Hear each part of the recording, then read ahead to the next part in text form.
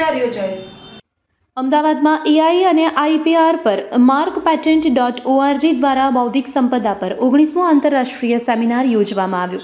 સર્જનાત્મક અધિકારના સંરક્ષણ માટે વૈશ્વિક નિષ્ણાતોની ચર્ચા। અમદાવાદમાં ઇન્ટેલેક્ચ્યુઅલ પ્રોપર્ટી રાઇટ્સ અને આર્ટિફિશિયલ ઇન્ટેલિજન્સ વચ્ચેના જટિલ સંબંધોને લઈ આંતરરાષ્ટ્રીય સંમેલન યોજાયું, જેમાં વિશ્વભરના નિષ્ણાતોએ ભાગ લીધો હતો। આ સંમેલનના managing trustee doctor Rajesh Acharya અને ટ્રસ્ટી ઓમકાર આચાર્ય છે। સંમેલનમાં આયોજકોએ જણાવ્યું કે એઆઈ મોડેલ્સને વિશ્વભરની પુસ્તકો, લેખો અને જ્ઞાન પર ટ્રેન કરવામાં આવે છે, જેના કારણે એઆઈ નવી અને મૂળ કૃતિઓ જેવી રચનાઓ સર્જે છે। પરિણામે મૂળ સર્જકોને યોગ્ય લાભ મળતો નથી અને તેમના અધિકાર પર અસર થાય છે। વિશેષજ્ઞોએ જણાવ્યું હતું, જો ઇન્ટેલેક્ચ્યુઅલ પ્રોપર્ટી રાઇટ્સનું યોગ્ય રીતે સંરક્ષણ નહીં થાય તો માનવ સર્જનાત્મકતા ઘટશે અને સાંસ્કૃતિક હાશ થશે। સંમેલનનો મુખ્ય ઉદ્દેશ આ મહત્વના વિષય પર જાગૃતિ ફેલાવવાનો અને શક્ય ઉકેલ શોધવાનો છે। આ કાર્યક્રમમાં વિવિધ દેશના પ્રતિનિધિઓએ ભાગ લીધો હતો અને પોતાના અનુભવ અને અભિપ્રાય રજૂ કર્યા હતા। સંમેલનમાં એઆઈ દ્વારા સર્જાતા નવા પ્રશ્ન અને તેના હલ અંગે વિસ્તૃત ચર્ચા કરાઈ હતી। ટ્રસ્ટી ઓમકાર આચાર્યએ જણાવ્યું હતું કે આવા સંમેલન દ્વારા વૈશ્વિક સ્તરે જાગૃતિ વધે છે અને સર્જનાત્મક અધિકારોની રક્ષા માટે નીતિગત ચર્ચા શક્ય બને છે। અંતે સંમેલનના આયોજકો અને ઉપસ્થિત નિષ્ણાતોએ એઆઈ અને આઈપીઆર વચ્ચે સંતુલન સાધવા માટે વૈશ્વિક સહયોગની જરૂરિયાત પર ભાર મૂક્યો હતો।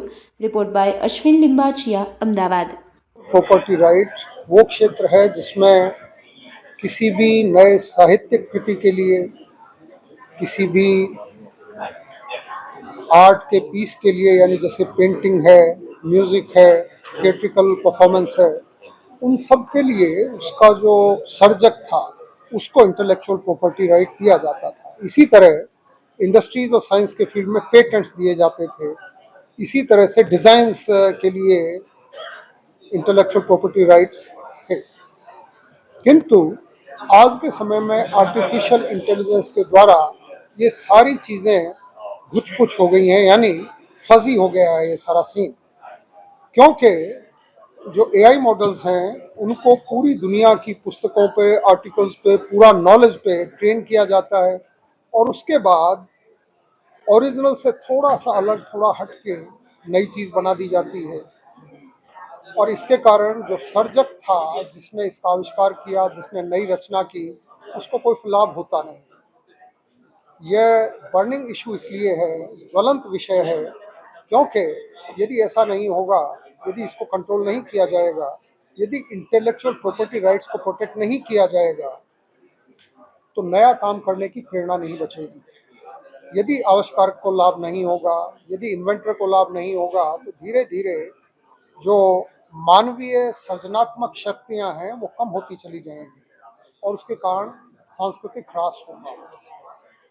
ये इंटरनेशनल कॉन्फ्रेंस जो markpatent.org, जिसके मैनेजिंग ट्रस्टी डॉक्टर राजेश आचार्य हैं, ओमकार आचार्य जी जिसके ट्रस्टी हैं,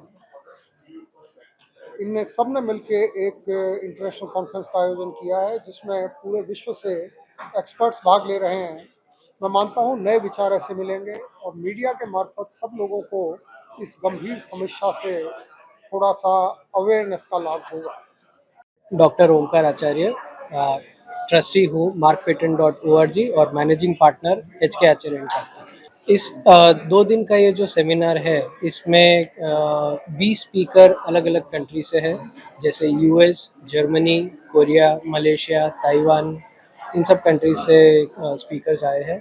और अगर ऑडियंस की बात करें तो हमारे पास एक मिक्स्ड ऑडियंस है, जिसमें एकेडमी में से भी आए हैं, फैकल्टी मेंबर्स आए हैं, उसके अलावा इन हाउस काउंसिल्स आए हैं, इंडस्ट्री ओनर्स आए हैं और स्टार्टअप कंपनीज वाले भी काफ़ी सारे पार्टिसिपेंट्स हैं। अभी जिस हिसाब से एआई डेवलप हो रहा है, अभी तो हमें एआई समझना है। एआई समझेंगे तो उसके ऊपर गवर्नेंस आएगा, उसके हिसाब से अलग अलग रूल्स बनेंगे। जैसे आज एआई से हमारे चीफ गेस्ट अजय तोमर जी ने बात किया कि काफ़ी सारा डुप्लीकेसी, पायरेसी, पर्सनालिटी राइट्स, ये सब काफ़ी डिस्टर्ब हो रहे हैं। तो उन सब पे कैसे नए रूल्स और क्या क्या नए कानून बनने चाहिए, उस पे काफ़ी सारा डिस्कशन ये 2 दिन में होगा।